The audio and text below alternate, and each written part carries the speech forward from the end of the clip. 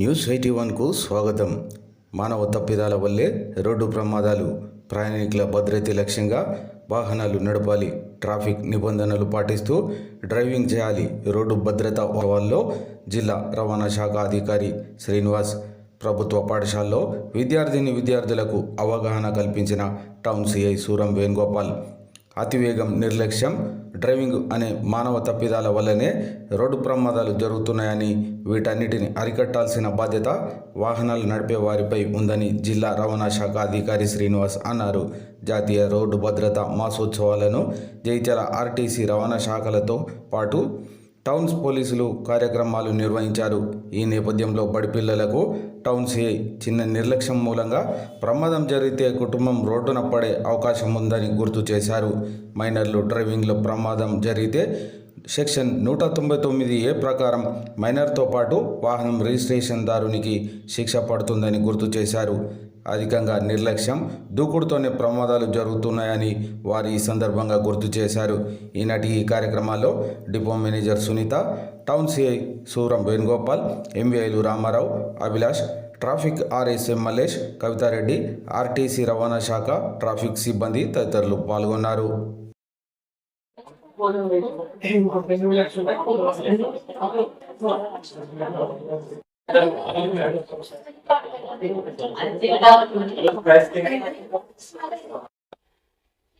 మనకైనా సరే opposite party. So compulsory major vehicle నడిపే వాళ్ళు ఎవరైనా చేసేస్తున్నారు. బండికి ఆర్సీ ఉండాలి, ఇన్సూరెన్స్ ఉండాలి. ఫ్యూచర్ మీరే మీ పేరెంట్స్ కూడా పోతారు కాబట్టి మీ ఇంట్లో మీ ఫాదర్ నడిపే బండి కానీ మదర్ నడిపే బండి కానీ బండి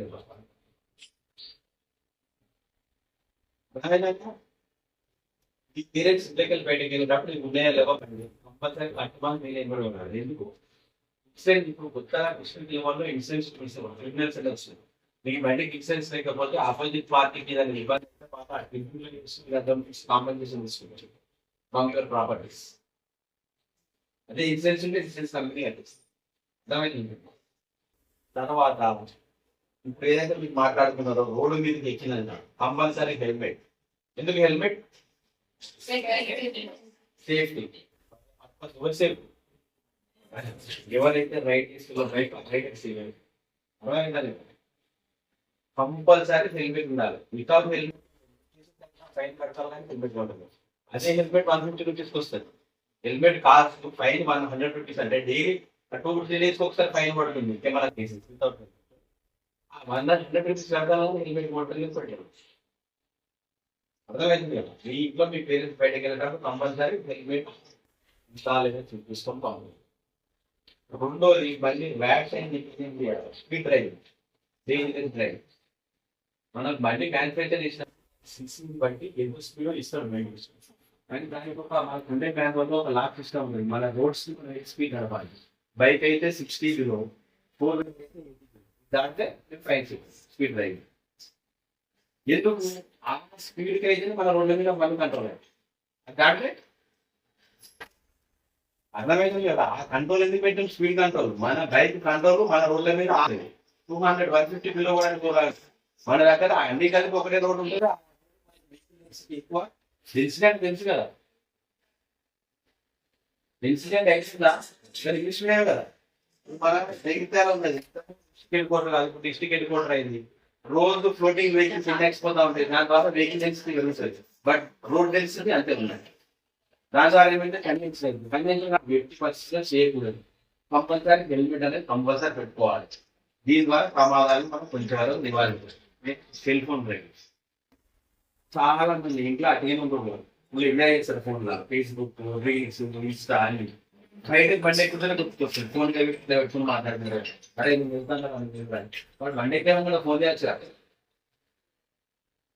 చాలా మంది ఉండే 10th క్లాస్ 8th నుంచి 8th తర్వాత చాలా మంది బంద్ పెడుతున్నారు.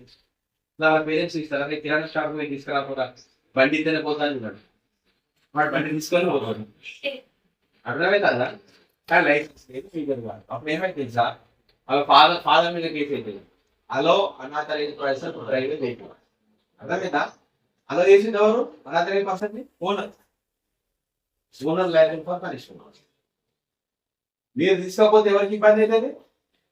ఈ పేరెంట్స్ ఇన్సిడెంట్ అవుతుందా సార్ అంటే మీరు మంచిగా నడుపుతారు, స్లోగా నడుపుతారు, లెఫ్ట్ సైడ్ నడుపుతారు, ఆపోజిట్ వచ్చాడు తాగి నడుపుతారు, స్పీడ్ నడుపుతారు, రైట్ సైడ్ నడుపుతుంటారు, అయినట్టే కదా ఇన్సిడెంట్. కాబట్టి మనకి ఏదైతే పర్మిట్ చేయదో అది మనం చేయాలి. ఇప్పుడు మనకు విప్పలు ఉంటుంది, లైసెన్స్ లేకుండా విప్పలు తీసుకున్నట్టు చేసేస్తారే సైకిల్ పడిపోతే బేలే రాదు. ఇది అంతే, లైసెన్స్ లేకుండా బండి ఉంటుంది. కాకపోతే ఫైన్స్ చిన్నగా ఉన్నాయి. ఇప్పుడు సెంట్రల్ గవర్నమెంట్ ఇండియన్ చేస్తాను 10,000 తీసుకొస్తాను, బైక్ పంపించుకోవాల్సి వస్తుంది. కాబట్టి మేజర్ కాదు, లైసెన్స్ లేదు, బండి ముట్టొద్దు. అట్లా పోవాల్సి వస్తే క్యాబ్ బుక్ చేసుకోవాలి, అక్కడ బుక్ చేసుకోవాలి, అక్కడ బుక్ చేసుకోవాలి, పోవాలి. అంతేగాని 50% చేయాలి. అర్థమవుతుంది కదా. ఈ వ్యాలీ ట్యాక్ మేము 4 ఉండాలి, ఇన్సూరెన్స్ క్లెయిమ్ కావాలండి. తాగి వాహనాలు నడపద్దు, మొబైల్ రోడ్స్ పాటించాలి, రాంగ్ పార్కింగ్ చేయాలి, రోడ్ మధ్యలో పార్కింగ్ చేస్తాం, ఇంటికి కూడా మీదే కదా. ఇవన్నీ రోడ్ సెన్సిబుల్ పాటించాలి. తర్వాత పనిష్మెంట్స్ ఏముంటాయంటే, రోడ్ యాక్సిడెంట్ అనేది ఇంటెన్షన్ తోటి కాదు కదా, happen by rash and negligence driving. వేరే ఇంటెన్షన్ ఉంటే క్రైమ్ వేరు. ఇప్పుడు నీకు ఒక కొడితే ఇంటెన్షన్ ఉంటాడు, నీకు కావాలని చేసినారు, కానీ నువ్వు రోడ్డు మీద స్పీడ్ గా నడపడం ద్వారా యాక్సిడెంట్ అయితే అది ర్యాష్ అండ్ నెగ్లిజెన్స్ తో అయినట్టు. అందువల్ల ఏమైందంటే ఈ రోడ్ యాక్సిడెంట్ లో పనిష్మెంట్స్ తక్కువ ఉంటుంది. ఇప్పుడు నీకు మామూలుగా డ్యామేజ్ ఇక్కడ ఉన్నాం మనం, పనిష్మెంట్స్ తక్కువ.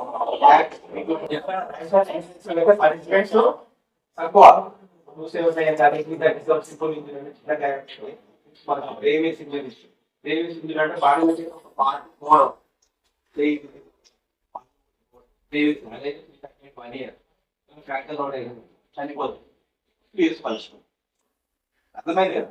ఇది ఎందుకు మీరు ఇంటెన్షన్ తో చేసే క్రైమ్ కాదు, ర్యాష్ అండ్ నెగ్లిజెన్స్ తో జరిగేది. దీంట్లో ఇంకొక వేరే ఉంటుంది సెక్షన్ 304 పార్ట్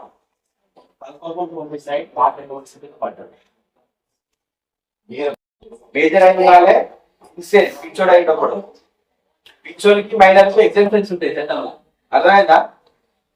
పిచ్చోడు అయి ఉండకూడదు, మేజర్ అయి ఉండాలి. అయ్యి ఉండి ఒక పని చేస్తే దాని వల్ల ఇంకొకటి జరుగుతుంది అని నాలెడ్జ్ ఉండి ఆ పని చేస్తే 304 పార్ట్ వస్తుంది. దీనికి పనిష్మెంట్ మినిమం 10 years, మాక్సిమం 10. అర్థమైందా. అదే రోడ్ యాక్సిడెంట్ తప్పదో చెప్తాను. సల్మాన్ ఖాన్ ఉంటాడు కదా, ఐడియా ఉందా? ఎవరు సల్మాన్ ఖాన్?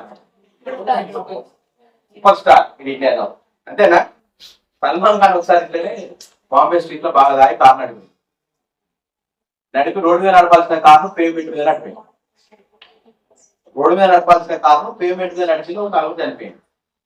అప్పుడు పోలీసు వాళ్ళు 304A పెట్టింది, అంటే ర్యాష్ అండ్ నెగ్లిజెన్స్ తోటి అయింది. అందువల్ల 304A పెట్టి 2 years పనిష్మెంట్ పోలీసు వాళ్ళు ఎఫ్ఐఆర్ వేసి కోర్టుకు పంపించారు. అప్పుడు కోర్టు అడిగింది, సల్మాన్ ఖాన్ మేజరా మైనరా? మేజర్. తాగి నడపద్దని తెలుసా తెలియదా? తెలుసు. రోడ్డు కారు మీద నడపాలని తెలుసు కదా, మరి పేమెంట్ మీద ఎందుకు నడిపోయింది? ఎందుకు 304 పార్ట్ 2 రాదు అని పోలీసులకు వచ్చింది. వస్తుంది. కోర్టు 304 పార్ట్ 2 ఆబ్జెక్ట్ తీసుకొని తెలుసుకోండి. అర్థమైందా. అంటే తాగి నడిపి డెత్ కి అయితే ఏమైతే సెక్షన్ 304 పార్ట్ 2 పనిష్మెంట్ ఎంత? Minimum 10 years, maximum death. వేరే వితౌట్ డ్రైవింగ్, వితౌట్ ఆల్కహాల్ తాగి నడిపితే 2 years. నీకు నాలెడ్జ్ ఉంటుంది కదా, తాగి నడిపితే బ్రెయిన్ సబ్ కాన్షియస్ లో ఉంటుంది, కరెక్ట్ అంటే రూల్స్ అండ్ రెగ్యులేషన్ మనం పాటించలేము. అయినా నేను తాగి నడిపినా కాబట్టి 10 రాష్ట్రం రిమాండ్ చేస్తాను. వేరే లైసెన్స్ లేకపోయినా సేమ్ శిక్ష. నీకు తెలుసు కదా, లైసెన్స్ లేదంటే నీకు శిక్షకులు కాదు, నీకు రాదు అన్నట్టే కదా. నీకు లైసెన్స్ ఎప్పుడు వస్తుంది? నువ్వు పోయి మోటార్ వెహికల్ ఇన్స్పెక్టర్ దగ్గర డ్రైవింగ్ చేసి ఆయన ఇది డ్రైవింగ్ అంటే డ్రైవ్ చేస్తాను, నీకు లైసెన్స్ ఇస్తాడు.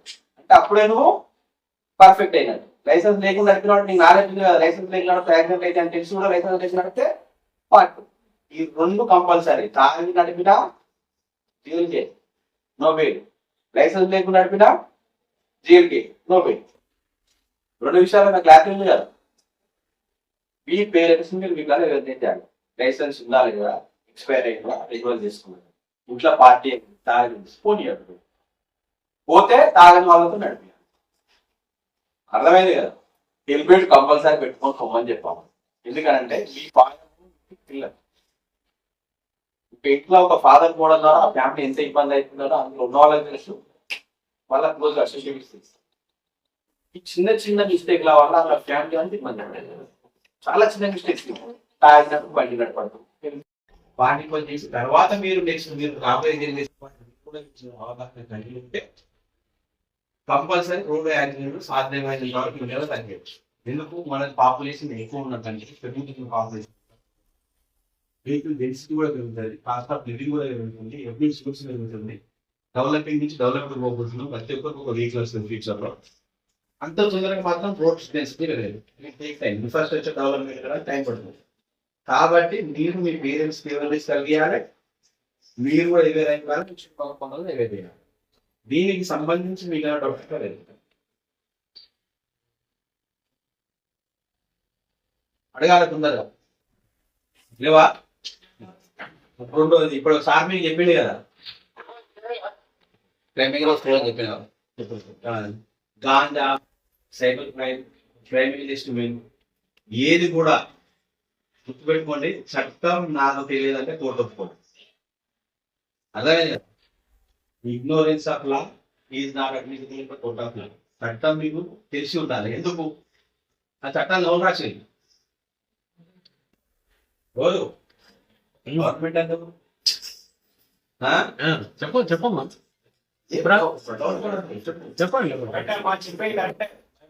చెప్పండి. రెండే విషయాలు మీకు భారత రాజ్యాంగ ప్రవేశిక preamble of the Indian constitution ఏవేది ఉంటే అంటే ఏముంటది? భారత రాజ్యాంగ ప్రవేశిక preamble of the Indian constitution ఏం రాసింది?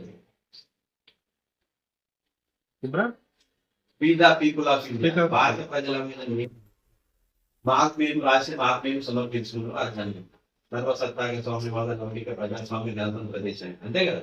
అంటే అది ఎవరు మీరు రాసింది రాజ్యాంగం. రాజ్యాంగం ఆధారంగా తయారైన చట్టాలు, లెజిస్లేటివ్ కౌన్సిల్ చేసిన చట్టాలు ఎవరు తయారు చేసినారు? మీరు తయారు చేసిన అర్థమవుతుంది కదా. ప్రతి చట్టం మీ ద్వారా ఎన్నుకోబడ్డ ప్రజాప్రతినిధి ద్వారా మీరు రాసుకున్న రాజ్యాంగం ద్వారా ఆ చట్టం చెప్తుంది కదా. అర్థమైంది కదా. కాకపోతే మీరు మేజర్ అయి ఉండాలి. మ్యాక్సిమం ఆఫ్టర్ మేజర్ తర్వాత సైబర్ క్రైమ్ కొత్త స్కోప్స్ వచ్చింది. మీకు ఒక విషయం తెలుసా? ఒక అమ్మాయిని 10 సెకండ్లో అమ్మాయి ఇబ్బంది పడే విధంగా చూస్తే case stay 10 seconds 5 days IPC. ఒక అమ్మాయి ఇబ్బంది పడే విధంగా అమ్మాయి పడే విధంగా స్టే అంటే తెలుసు కదా, 10 seconds ఇస్తే తదేకంగా తెలుగు వెంపగొట్టకుండా ఆ అమ్మాయి ఇబ్బంది పడితే వందకు పొంది స్టీడింగ్ పొంది. ఇప్పుడు ఒక సిస్టమ్ రాసింది. లేటెస్ట్ గా మనం రాసుకున్నాం BNS, POCSO, criminal amendment acts, రిఫైర్ యాక్ట్స్. చట్టానికి మనకి ఏంటంటే పనిష్మెంట్ చెప్పాలి. ఇండియన్ కాన్స్టిట్యూషన్ బేసిక్ గా మనకి ఏది అవసరం అదే చెప్పింది. ఫర్దర్ గా ఎందుకు ఒకటి మనమే నేర్చుకోవాలి. అర్థమైందా? సో ప్రతి చట్టం మనకు తెలిసి ఉండాలి. అర్థమైందా? అర్థమైందా? ఒక టీచర్ వచ్చి మన దగ్గర మనల్ని అంటే లెసన్ చెప్తాడు. ముందే ఆ లెసన్ గుర్తు తీయాలి, చదవాలి. దాంట్లో మన ఇంటికాడ వాళ్ళకి తెలిసిన ఉన్న ట్యూటర్స్ ఉన్న పేరెంట్స్ ఉన్న బ్రదర్స్ ఉన్న అడగాలి. దాంట్లో డెప్త్కి వచ్చినాయాలి. అప్పుడు ఆ టీచర్ మనల్ని అడుగు పని చేస్తుంది. నేనైతే అదే చేశాను. వన్స్ ఒక టీచర్ మనకి క్వశ్చన్లు అడుగుతానంటే మన డౌట్స్ ఎక్కువ అడగాలి. కాన్సన్ట్రేషన్ అక్కడ నుంచి వస్తుంది. అప్పుడు నువ్వు డౌట్స్ అడిగిన తర్వాత క్లాస్ మొత్తం ఏం లేట్ అయింది. ఒక డౌట్ తోటి చాలా మంది ఏం లేట్ అయింది. ఈ డౌట్ నీ మైండ్ లో ఉండాలని తెలియస్తుంది. అది మీ పక్కన నవ్వుతారు కావచ్చు. నవ్విన పనిలో పెట్టవండి.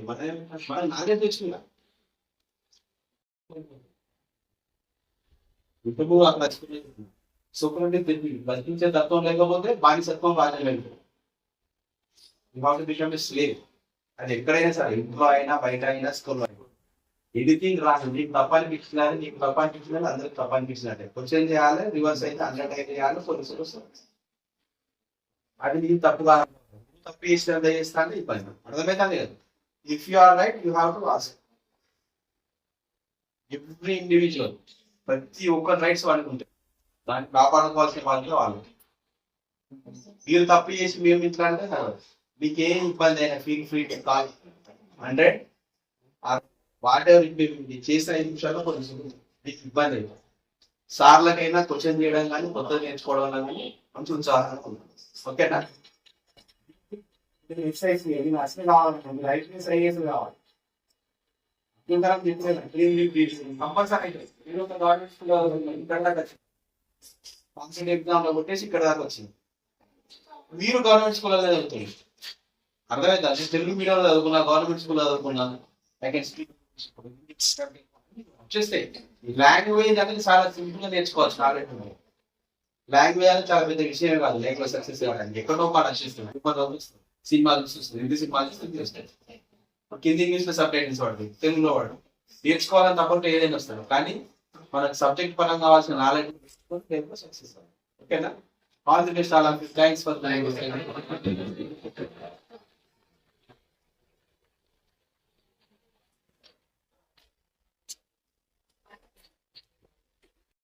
మరి మేము కూడా యాజ్ టీచర్ గా మేము చెప్పినటువంటి పాయింట్స్ మీరు చెప్పారు సార్. Thanks sir. ఎందుకంటే మరి ఈ విషయాలను మీరు సూచన తప్పకుండా పాటించి మీతో పాటుగా మీ కుటుంబాలకి, మీ తల్లిదండ్రులకు, మీ చుట్టూ ఉన్నటువంటి వాళ్ళకు కూడా అవేర్నెస్ కల్పించాలని, వాళ్ళలో మేల్కొల్పాలని కోరుకుంటూ థ్యాంక్ యూ సార్.